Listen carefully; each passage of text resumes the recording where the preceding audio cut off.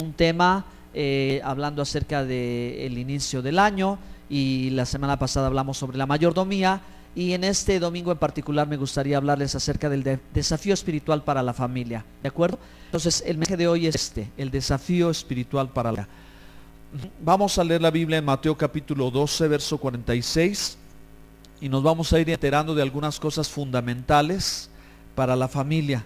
Mientras usted busca el texto, tengo que decirle que precisamente algo que se aprende en la consejería cristiana, en la consejería familiar cristiana, es que todos tenemos un referente de vida, ¿sí? Es decir, tenemos a alguien que nuestro pensamiento y nuestras emociones se conecta con él o se conecta con ella. Esos referentes de vida casi siempre son los padres, ¿sí? Un referente de vida es un punto al que siempre vas, te encuentras en problemas y te acuerdas te encuentras en situaciones y buscas ¿ok? Porque siempre te sirve de apoyo, es como una columna. Me acuerdo que hace años algunas personas decían, es que cuando ya no esté fulano y sutano, no sé qué voy a hacer, no sé qué va a pasar de mi vida, porque exactamente sentían que perdían su referente de vida, o sea, esa columna, eso que los sostiene. Como sabemos, ¿verdad? Por naturaleza siempre encontramos como referente a papá y a mamá.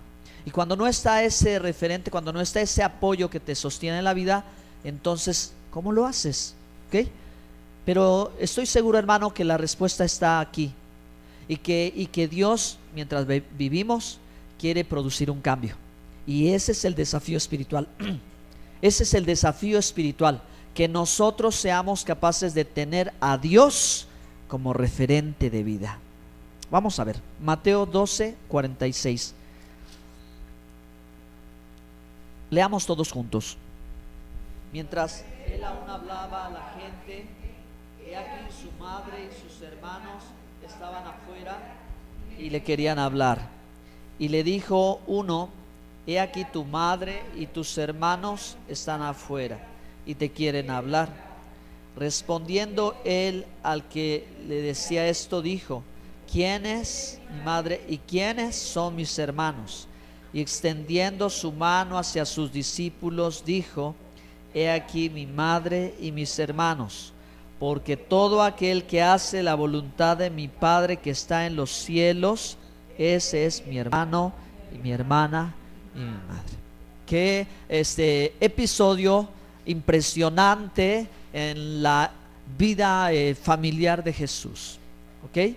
Es necesario refrescar la idea que históricamente se ha pintado en el cuadro, ¿verdad?, de José, María y Jesús, porque la Escritura dice, hermanos, que Jesús tuvo hermanos y hermanas, así que la familia del Señor fue una familia numerosa. Era una bendición que una madre judía pudiera tener muchos hijos. Cuando tenía pocos hijos o no tenía hijos, era como decir que ella estaba bajo maldición, ¿ok? En la cultura, en el contexto judío.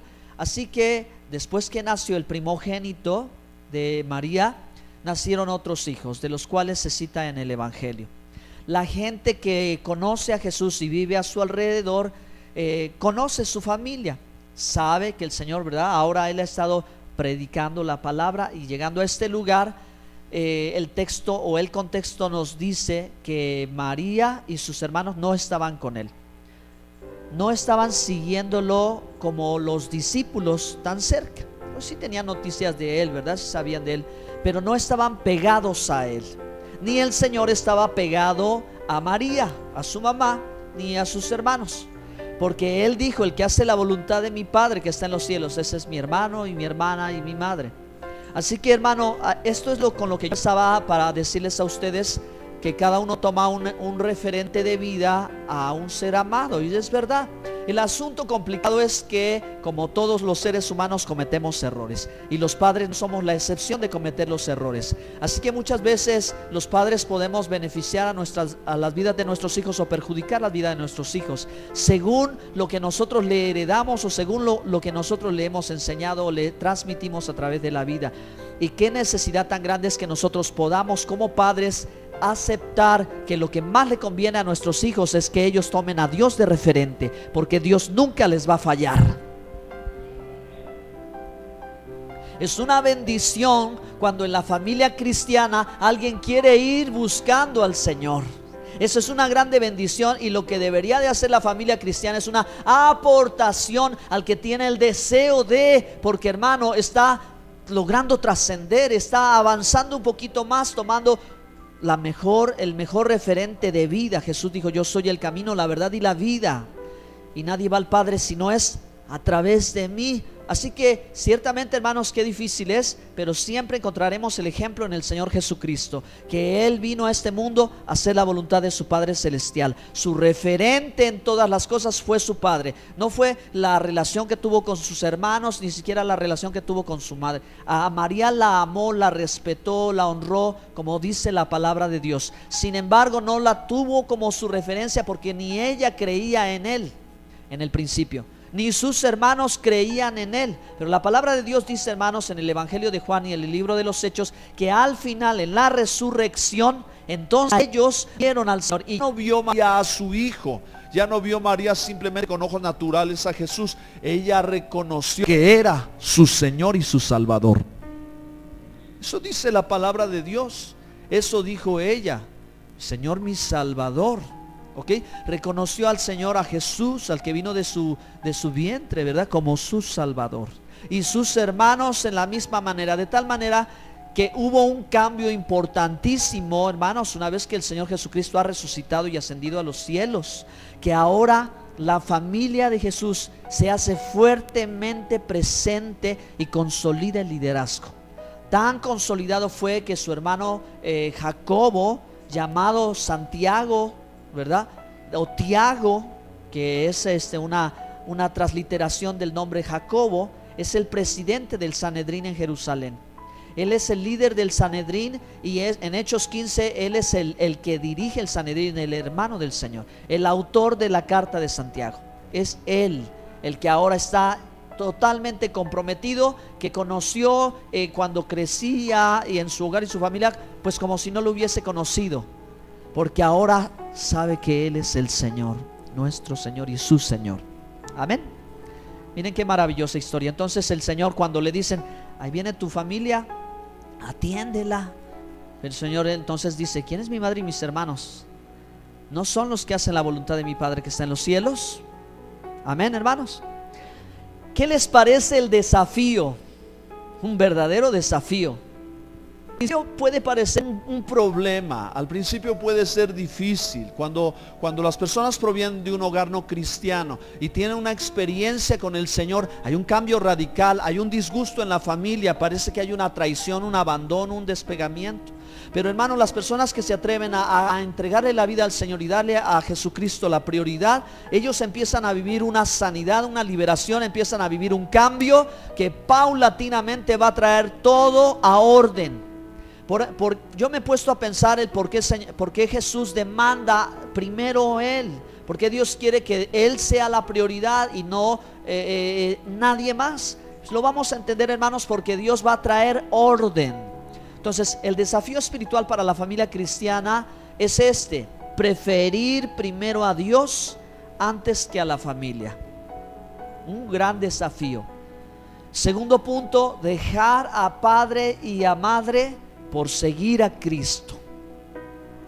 Y tercer lugar, hermanos, amar a Dios antes que a padre o a madre. Miren, porque estas son las palabras de Jesús en el Evangelio, ¿verdad? Quien no me ama más a mí que a padre o a madre, no es digno de mí. Y así dice el Señor, ¿verdad? Sígame, ¿verdad? Deja todo. O sea, si no dejas a papá, a mamá, no puedes ser mi discípulo.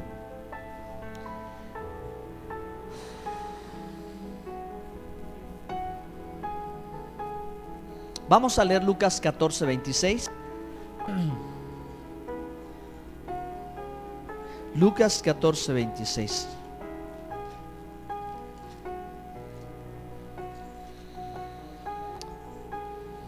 Dice su palabra, dice el Señor: si alguno viene a mí y no aborrece a padre y a madre, y mujer e hijos y hermanos y hermanas, y aún también su propia vida, no puede ser mi discípulo. Miren, son las palabras textuales de Cristo. El que no aborrece. Yo voy a explicarle esta razón, hermano, para que no caiga en contradicción. Porque la Biblia en los mandamientos de Dios dice: honra a tu padre y a tu madre, ¿sí? Y siempre le está dando el lugar, porque papá y mamá son los referentes, son la imagen de autoridad para los hijos desde la infancia. Entonces, ¿cómo puede decir el Señor que quieras respetarlos, honrarlos, y luego Él mismo te diga, ¿verdad?, aborrécelos? No, porque en comparación al amor que tú le debes de tener a Dios, pareciera como si tú no les quisieras. No está diciendo, hermanos, el Señor que no les amemos, que no les respetemos, que no les querramos, sino simplemente está hablando en el sentido de, en comparación con el amor que tú debes de tenerle a Dios, parecería que tú no los quisieras. Por el amor a Dios, ¿ok? No puede haber otra razón. Es el amor a Dios la prioridad en la vida, porque Él es tu referente, que nunca te falla, que nunca te defrauda, que nunca te desilusiona, que Él nunca te va a fallar. Y sin embargo, ¿cuántas familias viven con heridas en el corazón por los errores de los padres? ¿Cuántas personas desde la infancia, la adolescencia y la juventud van cargando el dolor porque no pueden perdonar al padre, o porque no pueden perdonar a la mamá? Porque cometieron sus errores, porque ellos los tenían como referencias y porque los idealizaron, ¿verdad? Y eso es algo normal y eso es algo bien común. Pero, hermanos, la realidad es que papá y mamá cometen errores. Papá y mamá llega a fallar, ¿sí? Entonces necesitamos a alguien superior, a alguien mayor. Ellos son la imagen de autoridad de Dios aquí, pero es un apoyo para que tú te des cuenta que el que nunca te va a fallar es Dios, tu Padre Celestial, que te ama. ¿Sí? Amén. Amén. Muy bien. Entonces vamos a continuar adelante. Yo quiero trazarles el camino en relación, ¿verdad?, a cómo lograr cumplir este desafío, o cómo va a dar este desafío. En primer lugar, hermanos, el desafío espiritual para la familia cristiana es para no autodescalificarse, es decir, no autolimitarse. En otras palabras, componer la autoestima. Porque quienes vienen de un hogar en el que han sufrido daño y abuso, maltrato o traumas, han crecido con una autoestima muy baja, de tal manera que los conceptos de la casa son como: esto es normal, así es, y la familia muchas veces aporta la identidad. Así que en mi hogar y en mi familia, quien soy yo y lo que valgo puede ser nada, porque no salí de burro, porque no salí de flojo, porque no salí de estos calificativos. ¿Me explico? De ahí no pasé de allí, y crecí con esa formación y crecí con esa idea, y eso es lo que soy, porque en la casa me dijeron que eso era yo. Pero, hermano, es una gran necesidad de poder salir de allí. Y mientras, hermano, uno no da el paso hacia Dios, uno no logra escapar de ese valor, autovalor o autoimagen que tiene uno, y hay que despojarse de ello. Por eso es necesario avanzar hacia el Señor. Segundo punto aquí: para crecer y superar a la generación anterior teniendo un nuevo comienzo. Lo que realmente los padres, al entregar la herencia, deberían de conseguir con los hijos: una herencia espiritual, una herencia moral, una herencia material, si es así. Pero debería de ser que los padres sean el peldaño del crecimiento de los hijos. A partir de donde los padres terminan, los hijos empiezan. Pero desafortunadamente en muchas familias no es así, hermanos. Parece que la intención de muchos padres o muchas familias es que si yo empecé de cero, tú vas a empezar también de cero. Es decir, mi experiencia, mi vivencia, mi esfuerzo no tiene ningún sentido. Tú tienes que volver a repetir mi historia, y eso no es así. Los padres no pueden vivir en lugar de los hijos. Los hijos tienen su propia vida. Por eso la palabra de Dios dice: instruye al niño desde... ¿Cómo? Instruye al niño en su carrera. Ajá. Y aun cuando fuere viejo no se apartará de ella. O sea, no es la carrera de papá, no es la carrera de mamá, no es el sueño de papá que se cumple en el hijo. No es así. El hijo tiene su propio camino, su carrera. Él tiene que encontrar su camino en la vida y tiene que seguir, y los padres tienen que apoyar. Amén. Y más cuando se trata de las cosas de Dios. Entonces, empezar donde los padres se quedaron adelantados, quitando todos los obstáculos del pasado. Es tan necesario, hermanos, porque no puedo imaginar que una familia que entra a una competencia se pelee entre ella misma por a ver quién llega primero. Si estamos todos en una carrera y va mi familia, yo no me enojaría porque mi hija vaya más adelante que yo. Al contrario, le diría, échale ganas porque yo no sé hasta dónde llegaré, pero tú sí lo vas a conseguir. ¿Se imagina yo metiéndole el tropiezo a mis hijos? O sea, yo no me imagino haciéndolos tropezar porque yo quiero llegar primero antes que ellos. ¿Es así o no es así? ¿Verdad que no es así? La familia dice, yo te sigo, te empujo, ahora tú sigue el trayecto que falta. Si tú llegas es como si yo llegara. Si tú eres feliz es como si yo fuera feliz. Si tú tienes éxito es como si yo tuviera éxito. Y tú representas a toda nuestra familia. O sea, adelante, sigue. Pero desafortunadamente, hermanos, en el terreno espiritual, como es un camino fangoso, es un camino desconocido, muchas veces hay obstáculos y hay tropiezos que la propia familia llega a colocar. Y eso no debe ser así. Diga conmigo, eso no debe ser así. Exactamente. Vamos entonces a aprender algo tan lindo. Por eso decía yo, hermanos, que en 5 años no había yo dado un tema tan medular, este tema. ¿Qué vive la familia y qué pasa en toda familia? Hasta en las mejores familias, dicen por ahí. Todas las familias, hermanos, tienen tiempos de crisis. Todas las familias tienen conflictos. Todas las familias tienen problemas internos. ¿De acuerdo? No hablemos de los de afuera. Todas las familias tienen problemas dentro, ¿sí? Entonces, las familias tienen que dar este paso de este momento de conflicto, de dificultad, a un momento de reconciliación, porque eso quiere Dios. ¿Están convencidos que eso quiere Dios? Amén. Dios quiere que las familias estén unidas y que las familias estén reconciliadas. Entonces, las familias deben superar los conflictos y reconciliarse. Malaquías capítulo 4, versos 5 y verso 6.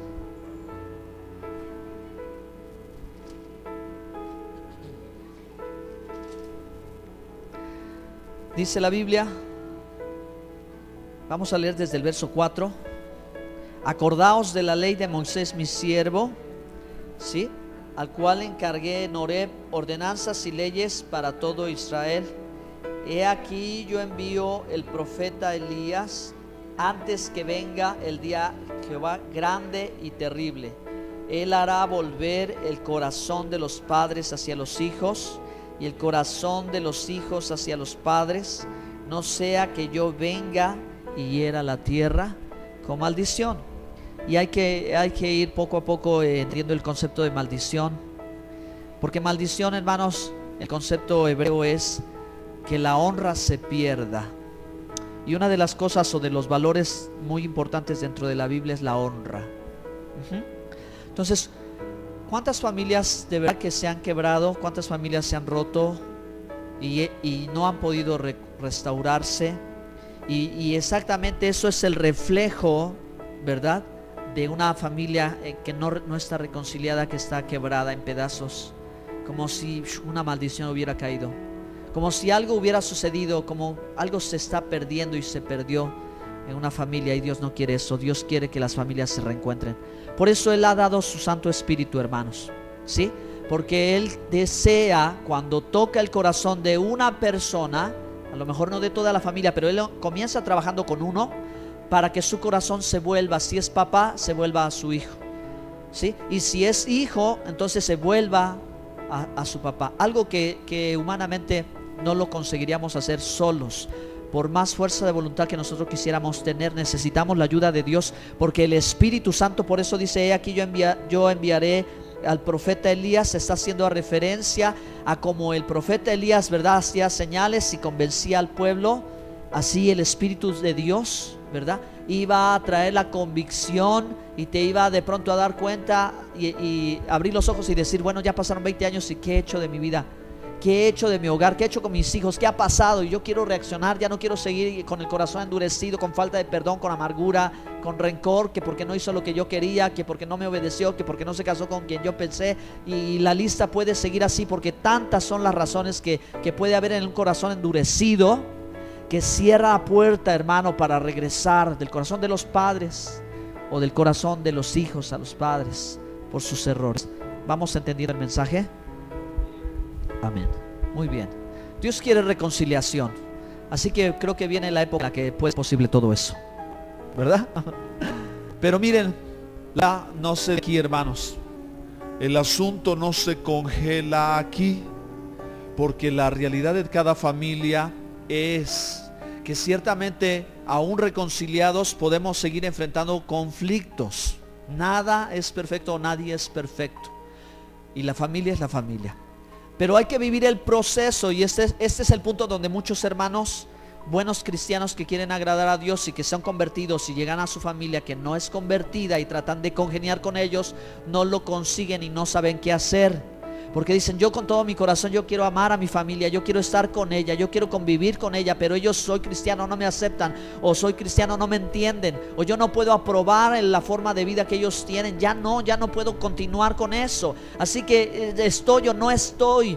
¿Cuál es la respuesta de Dios en ese asunto? Ok, tú estás reconciliado y has mostrado tu corazón, pero entonces viene el siguiente momento, cuando tú ya empiezas a escoger en hacer la voluntad de Dios o en agradar a tu familia, y es el desapego. El desapego es un concepto bíblico antiguísimo, hermanos. Esta es la historia de muchas familias de la Biblia. Cuando ellos, estando Dios dando una indicación, tuvieron que tomar una decisión. Y aquí es donde empezaron, hermanos, a decidir por hacer un cambio en ellos, un cambio en su corazón y en su forma de pensar, para colocar a Dios como su prioridad, como su referente para toda la vida. Es que todas las personas se ven confrontadas con su pasado familiar y la conveniencia del desapego. En otras palabras, a veces sí conviene desapegarse de la familia.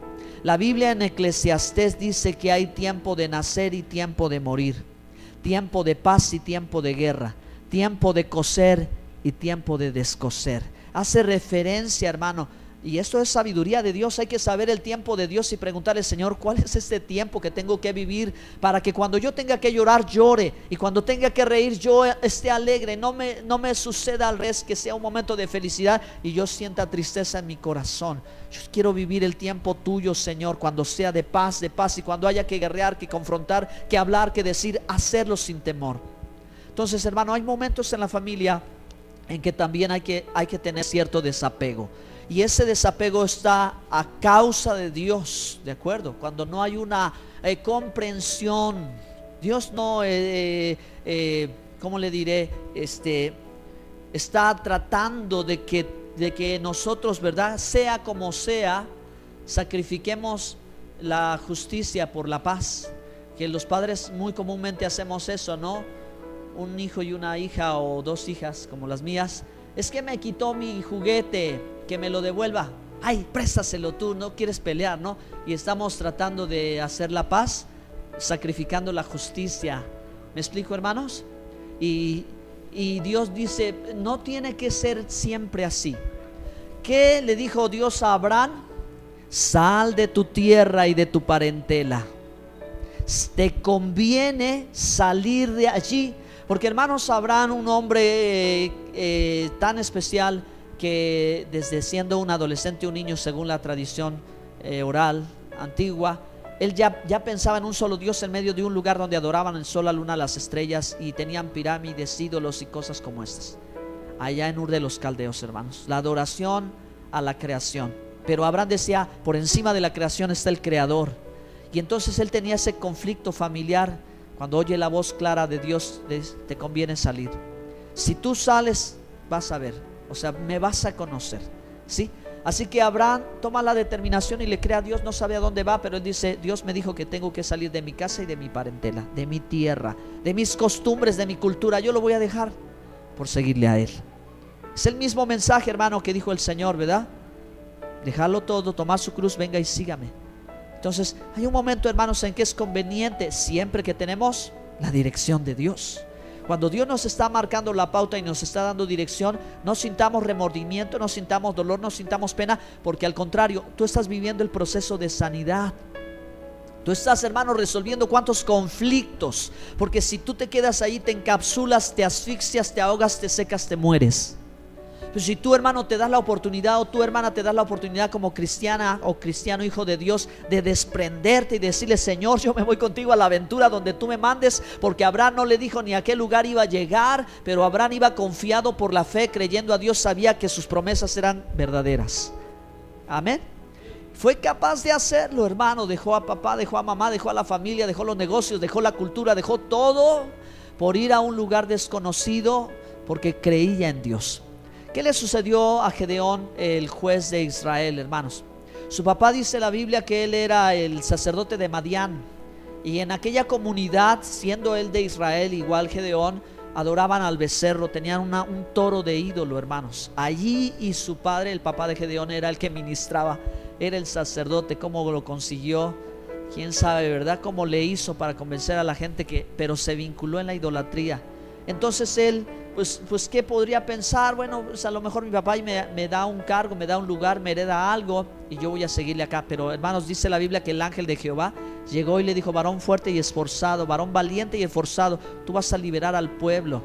Así que dijo: ¿quién soy yo y qué es mi casa? ¿Quiénes somos nosotros? Así que el ángel de Dios le dijo: mira, aquella imagen destrúyela por la noche y yo te voy a respaldar. O sea, para lo que vas a hacer, estoy parafraseando la Biblia, ¿no? ¿Y qué hace este muchacho? Rompe el ídolo del papá. Miren, hermanos, cómo llegó un punto de conflicto. Llegó un punto en que Dios es el que está dando la pauta. Así que él valientemente lo destruyó. Y qué inteligencia del papá de Gedeón, hermanos. Al otro día la comunidad se le viene encima y como que intuyen que fue Gedeón. Algo saben. Así que el papá dice, ¿verdad? Bueno, si era Dios, que se defienda. O sea, que se defienda la imagen, que se defienda la imagen. O sea, respalda a su hijo en la acción, cuando yo creo que llegó a despertar y reaccionar, ¿verdad? De lo que estaba pasando. Es que muchas veces Dios usa a los hijos para hacer entender a los padres. Digan un amén, den gloria a Dios y denle un aplauso al Señor, hermanos. Yo creo que Dios nos está hablando a todos. Gloria a Dios. Otra historia que yo tenía preparada en cuanto a de la reconciliación al desapego es entre Saúl el rey y Jonatán su hijo. Saúl siendo rey y siendo enemigo por lo del liderazgo del trono, pero Jonatán siendo su amigo del alma del rey David. Así que Jonatán, hermanos, aún en rebeldía a su papá, él decide hablar con David y cuidar de David y apoyar a David y hacer pacto con David, aún en la inconformidad de su papá. Esto es un momento de desapego. Esto es un momento en que hay un hijo que sabe que hay que hacer lo correcto, ¿sí? Entonces, por eso, hermanos, hay una gran necesidad de lograr empezar a tomar a Dios como eje de referencia en todo, porque Él es el que te va a marcar la pauta de hacer lo correcto. Porque muchas veces, ¿verdad?, los padres de forma general no perciben, no están percatados, no se dan cuenta en algunas ocasiones del daño que se está produciendo en la vida de los hijos. Y yo no los quiero justificar, porque también soy papá y yo creo que también tengo muchos errores, hermanos, y esos errores nunca con intención de lastimar, ¿verdad? Nunca con intención de dañar o perjudicar, y sin embargo luego lo hacemos. Entonces, si somos capaces de empezar a colocar a Dios, porque Él nos va a decir qué es lo correcto. Porque en mi historia personal, hermanos, y le doy gracias a Dios porque aquí está mi mamá y aquí está mi hermano y mi hermana, ¿verdad? Hemos vivido este proceso. Hemos vivido este proceso por años, y hasta ahora, después de años, es que lo puedo traducir para ustedes. Esa ha sido nuestra experiencia, hermanos, la que ha venido cambiando nuestra vida, de haber salido de un hogar, ¿verdad?, donde teníamos una costumbre, una religión popular, y comenzar los hijos a despertar, a reaccionar, porque Dios le plació por su fidelidad tocarnos. Nos dio una vuelta completa, hermanos, a la vida, y empezamos también a vivir nuestras luchas, nuestras dificultades, nuestros problemas, nuestras pruebas en casa. Pero ¿por qué razón fue? Ahí estaba el Señor, el que quería ordenarlo todo, y le doy muchas gracias a Dios porque esa experiencia se ha difundido en la familia, y ahora somos una familia diferente. Gracias a Dios, a Él sea la gloria. Vamos a decir algo más en relación a esto, porque, hermanos, nos reconciliamos, pero luego viene el Señor y da palabra y te pone entre la espada y la pared. Y Señor, ¿qué hago? ¿Te obedezco a ti o hago lo que la gente me dice, lo que dice mi familia? te ponen la espada y dice, el Señor te dice, desapégate tantito, obedéceme a mí, vas a ver que las cosas se van a componer. Todo el mundo siempre cuando hace caminar, Señor, confírmame, y está uno ora y ora en lo que debe de hacer. Cuando tú obedeces a Dios, tú te vas a descubrir que Él nunca se equivoca. Él nunca se equivoca. Digan conmigo, Dios es nuestra prioridad. Dios en la vida es nuestra prioridad. Antes que ¿qué? Antes que mi trabajo, antes que todos. Que mis hijos, que mi esposa. Y aquí está mi esposa. Antes que ella es Dios. Entonces, cuando tú en la vida empiezas a valorar y dices, ¿qué tengo yo? He podido hacer buenos negocios, tengo riquezas, o tengo fama, o tengo salud, o tengo a mi familia. Pues dices, lo demás no importa, tengo mi familia. Pero cuando en la familia tienes que salir adelante, tienes que superarte, tienes que esforzarte, entonces llega ese punto, hermanos, tan delicado y tan difícil para todos, que decir, hijito, hijita, esposa, espérame tantito. Yo tengo que obedecer a Dios primero. Yo tengo que honrar a Dios primero. Yo tengo que estar con Dios primero. Él es mi prioridad. En este camino, en lo personal, yo les puedo decir, hermanos, como pastor, en el llamado que Dios me ha dado, en mi experiencia como ministro y como no por todo eso, porque amo a Dios. No por los títulos o los cargos. Yo amo a Dios como usted también, como un miembro del cuerpo de Cristo, nada más. Dios me ha concedido la experiencia de muchas veces decirme, tienes que ir porque yo te estoy enviando, y que Señor, voy a hacer esto, y es que en la familia, y es que en la casa, y es que en la fiesta, y es que el niño, y es que acá, y es que no. Y entonces hemos vivido eso. ¿Saben qué? Dios los bendiga, a mi familia, a mi esposa, a mis hijos, Dios los guarde. Yo tengo una misión que cumplir porque Dios me está mandando, ¿sí o no? Y no es fácil. Y aquí no es fácil, ¿sí? Acá no es fácil. Renunciar y negarse, ¿verdad? A muchas oportunidades, a hacer muchas cosas, a hacer muchos negocios, y negarse para darle al Señor la prioridad. Y yo no soy ejemplo, hermanos, pero yo solo les platico mi experiencia. Me ha ido bien en la vida. Me ha ido bien. Yo estoy feliz, hermanos, por haberle dado lo primero a mi Dios. Estoy feliz y agradecido, hermanos, por los años que voy a cumplir, 25 años en el camino del Señor. Y esos 25 años, hermanos, he tenido tanta felicidad, he tenido tanta alegría, he tenido tanta dicha de haber sido capaz por un momento en mi vida de haberle dado a Dios el primer lugar. Aunque costó y aunque fue difícil, hermanos, en un principio, una batalla interna, una lucha en qué tengo que hacer, y siendo joven y todo, pero me atreví, me arriesgué y vi el resultado. Y por eso puedo pararme en este púlpito y decirles a ustedes, hermanos, vale la pena poner a Dios en primer lugar ante todas las cosas. A Él sea toda la alabanza y toda la gloria. A Él sea toda la honra y toda la gloria. Hay que vivir la experiencia, hermano. Hay que vivirla y vamos a ver los resultados, hermanos. Lo maravilloso que es el Señor. Entonces, yo voy concluyendo ya. Porque Dios nos quiere dar esa experiencia. Porque Dios nos quiere hacer pasar por todo esto. Porque es su objetivo, hermano. Que seamos uno con Él. Él quiere hacernos uno con Él. Y muchas veces, hermano, en el camino de llegar a estar en tan intimidad con Dios, en una relación tan hermosa, tan valiosísima para todo en la vida, porque cuando tú tienes esa relación con Dios, tú no importa lo que estés viviendo como ser humano, como persona, Dios te saca adelante. Dios te saca adelante. Mira, a veces no son los estudios los que te sacan adelante, no son el dinero que tenías, no son las buenas relaciones con los amigos, es Dios el que te saca adelante. Entonces, padres, tenemos que pensar qué legado le estamos dando a nuestros hijos. ¿Sí? Si nosotros les enseñamos a ellos a que ellos pongan a Dios primero, aún antes que a nosotros, si los obedecen, nos van a dar grandes lecciones. Como nosotros nos sentamos a la mesa a comer y muchas veces vamos con hambre y ya sale Lois. ¿Y ya oraste, papá?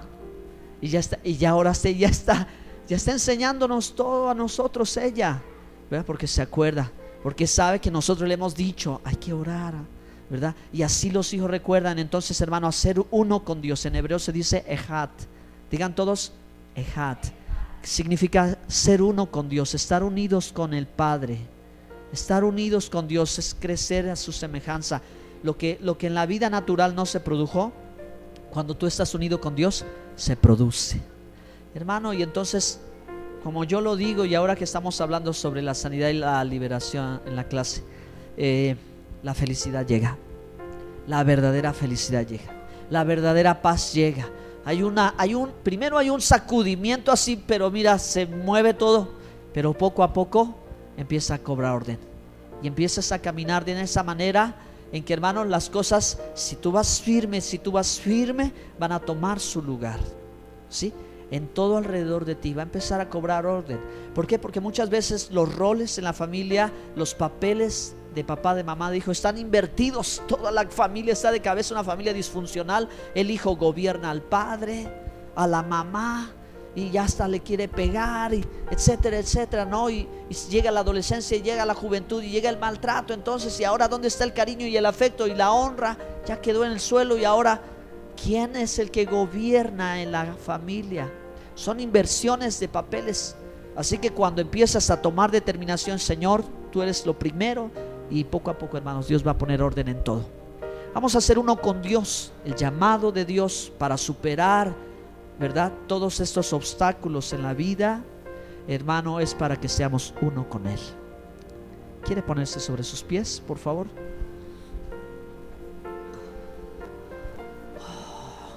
Solo mire al Señor Jesús, ¿verdad? Iniciamos con ese pasaje. El Señor dijo: ¿quién es mi familia? ¿Quién es mi madre y mis hermanos? Sino los que hacen la voluntad de mi Padre que está en los cielos. Esa es mi familia.